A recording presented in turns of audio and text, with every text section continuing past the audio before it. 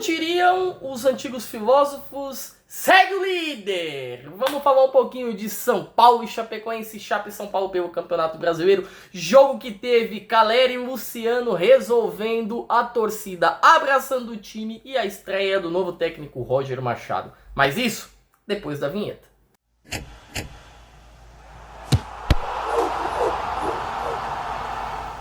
No Canindé, São Paulo e Chapecoense jogaram pela quinta rodada do Campeonato Brasileiro e o time do Morumbi ganhou por 2-0, gols de Caleri e Luciano na estreia de Roger Machado. A gente vai falar um pouquinho desse jogo e de algumas coisas que aconteceram. A primeira delas que eu vou falar é sobre o Roger. Muita gente esperava que ele fosse mexer em algumas coisas, eu já não esperava isso. O que eu espero é que todo técnico, por padrão, quando ele chega em um ambiente que, por mais desgastado que esteja, ele não vá mexer nas ideias do treinador antigo. Até porque ele não tem tempo. O Roger chegou e deu o primeiro treinamento para o time do Morumbi na quarta-feira. E o jogo foi ontem. Não fazia sentido o Roger tentar aplicar qualquer coisa ou mexer no que já estava dando certo. Senão o negócio ia desandar e talvez aquela rejeição que a gente viu mais cedo nas redes sociais fosse ficar maior e até insustentável. Mas não foi isso que o Roger fez. O Roger simplesmente manteve a engrenagem andando e o Tricolor conseguiu uma boa vitória. Foi um jogo em que ele manteve a escalação. Vou deixar aqui, o São Paulo veio com Rafael, nas laterais o Wendel e Lucas Ramon. O Wendel entrou no lugar do Enzo, que sentiu. Na zaga nós tivemos Sabino e Alan Franco. No meio nós tivemos Bobadilha, Marcos Antônio e Danielzinho. No ataque, Lucas, Luciano e Caleri. Foi um jogo meio atípico do primeiro tempo, porque estava pesado o campo. Tá? O campo estava muito pesado, choveu, a Luzinha tinha jogado já na terça-feira, jogo pesado, foi até os pênaltis. A chuva não parava, não deu trégua, foi muita chuva, o gramado ficou pesado, ficou enlamecido, ficou muito pesado, difícil para se jogar, ficou difícil de carregar a bola parava. O jogo de transição que o São Paulo costuma fazer, e que o Roger até gosta de fazer, ficou muito difícil de ser realizado. E no primeiro tempo era mais chutão, bola para frente, bola para cima, e o São Paulo ele flertou em tomar o gol, porque a Chape não chegava. Quando chegou em duas vezes. O Rafael fez duas boas defesas, mas também foi só isso. A Chape ela deu trabalho para o São Paulo mais por ser um time físico do que por ser um time qualificado. E quanto à Chape, tem um detalhe dessa Chape aí que é o Walter Claro. Eu acho que a Chape cai esse ano, tá? Mas o Walter Claro eu não vejo no time da Chape depois desse ano, não vejo para as próximas temporadas. É um bom jogador, creio que algum time da Série A ou talvez da Série B, não sei, vá fazer alguma oferta para ele. O time do São Paulo até tentou, teve uma chance com o Luciano, que o goleiro fez uma boa defesa, o Caleri estava tentando, o Lucas estava tentando, mas tudo meio que desenrolou no segundo tempo. E no segundo tempo nós tivemos uma jogada que tem se tornado característica, que é a ligação Marcos Antônio e Luciano. O Marcos Antônio tem sempre encontrado o Luciano em boas condições para a finalização. E o camisa 10 do São Paulo conseguiu acertar uma bela cabeçada no canto esquerdo do goleiro da Chape, inapelável, né? O arco, ela faz o arco para dentro, né? Acaba acertando o gol. Placar inaugurado, né? Aos 49 minutos de jogo, aos 4 do segundo tempo. Aos 15 do segundo tempo é a vez do Caleri, numa bela troca de passes, ela chega no Bobadilha. O Bobadilha, ao invés de bater, ele toca pro Caleri, que simplesmente recebe, ajusta o corpo e bate. 2-0, o São Paulo fez bem a lição de casa. Tem um lance de um possível terceiro gol que seria do Marcos Antônio, porém ele estava impedido, o gol não valeu. E segue assinando o Marcos Antônio, que é um baita de um jogador, é um baita de um meio campista, é um ótimo assistente, mas não é o cara de chegar e pisar para fazer o gol. Segue essa sina com ele. Quanto ao Roger e quanto ao jogo, acho que a Chape não deu muito trabalho. No segundo tempo o São Paulo conseguiu controlar, porque o campo secou um pouco mais. Né, o São Paulo conseguiu controlar bem, entrou o Arboleda, entrou alguns outros nomes também, e creio que outros terão mais chances com o Roger, principalmente conforme a temporada se seguir. O jogo terminou com 2-0, a torcida puxou um Roger. No começo do jogo eu estava prestando atenção em como ia ser a reação da torcida de acordo com o nome do Roger, né? Se ele seria vaiado, se não seria vaiado. Todos os jogadores, Caleri, Lucas, Luciano, eles foram enaltecidos. Quando chegou a hora do Roger, silêncio. Aquela vaia, aquele xingamento, aquela negativa que existe nas redes sociais, ela é nas redes sociais, tá? Ela é nas redes sociais, não é no mundo afora. Inclusive, estava até falando com uma pessoa do clube e ela falou, olha, para você ver que a situação é diferente, né? O mundo não é a internet. Na internet está todo mundo querendo acabar com o Roger, querendo acabar com a diretoria, querendo acabar com todo mundo, mas aqui ninguém vaiou o Roger no começo e depois do final do jogo mantiveram-se alguns aplausos para o treinador do São Paulo. É uma liderança, né? O São Paulo chegou à liderança, são 5 jogos e o São Paulo tem 13 pontos, 4 vitórias e um empate. Vou deixar aqui as partidas do São Paulo. São Paulo que ganhou do Flamengo, empatou com o Santos, ganhou do Coritiba, o São Paulo ganhou do Grêmio e o São Paulo ganhou da Chapecoense. São apenas 2 gols tomados. Tomou gol pro Flamengo e tomou gol pro Santos. Ele fez 2 contra o Flamengo, ele fez 1 contra o Coritiba, 2 contra a Chapecoense, 1 contra o Santos e 2 contra o Grêmio. 8 gols contra 2 sofridos, são 6 de saldo. O São Paulo teve chance de fazer até mais. Tem um bom saldo, tem uma boa arrancada. Fazia tempo que eu não vi o São Paulo ter uma boa arrancada nos pontos corridos. Ainda é cedo.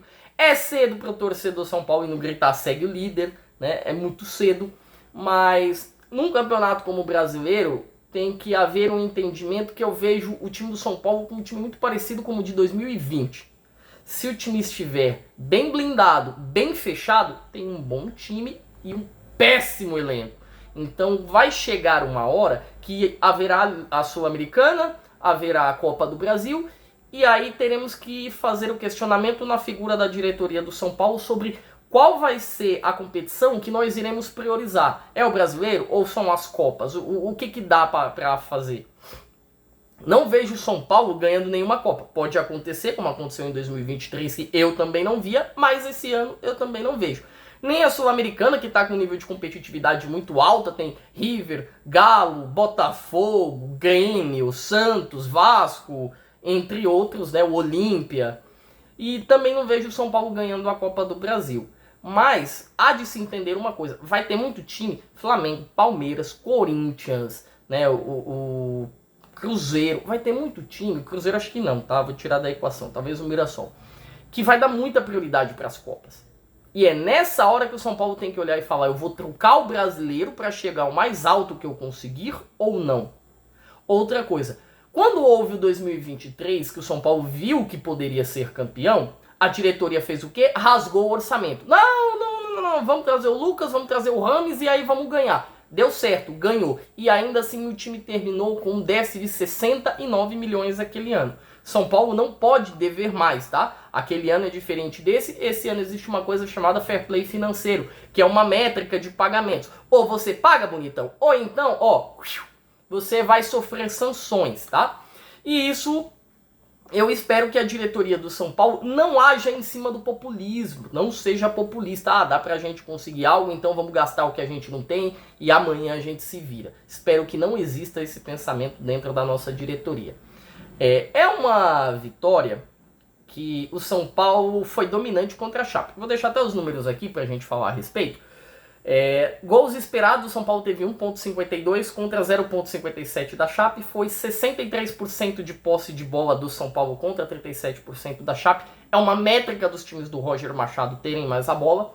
São 18 finalizações do São Paulo contra 7 da Chape, 7 finalizações do São Paulo no gol contra apenas uma da Chape, A finalização que eu falei, 2 no primeiro tempo, que o Rafael fez uma defesa difícil, ela acabou desviando no jogador do São Paulo, não foi contabilizada. São 2 chances claras para o São Paulo contra uma da Chape, que foi o chute da Chape que eu informei aqui. 11 escanteios para o São Paulo contra 6 da Chape. O São Paulo teve 84% de precisão nos passes contra 72% da Chape. Ou seja, a cada 5 passes o São Paulo acertava 4. A cada 5 passes a Chape acertava 3,5. Então o jogo acaba virando, o time tem mais qualidade no passe, consegue virar, rodar mais a bola. Eu gostei do posicionamento dos jogadores do São Paulo, eu gostei do Lucas Ramon, deixei um vídeo explicando no começo da semana como que os laterais iriam ter um posicionamento dentro desse novo São Paulo do Roger.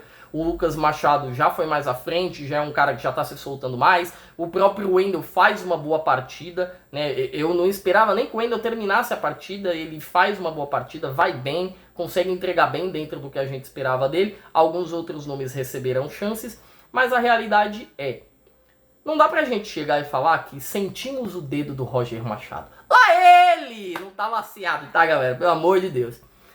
Não dá pra gente falar, porque é uma partida só e o Roger não pôde mexer em nada. E ainda existe o agravante da chuva. Choveu muito lá em São Paulo e atrapalhou até o modo como a gente poderia enxergar o que o Roger fez ali. Eu não enxerguei nada de diferente do jogo do Roger pro jogo do Crespo, porque a chuva atrapalhou, o cenário atrapalhou e a característica teve que mudar, teve que ser jogo mais chutão.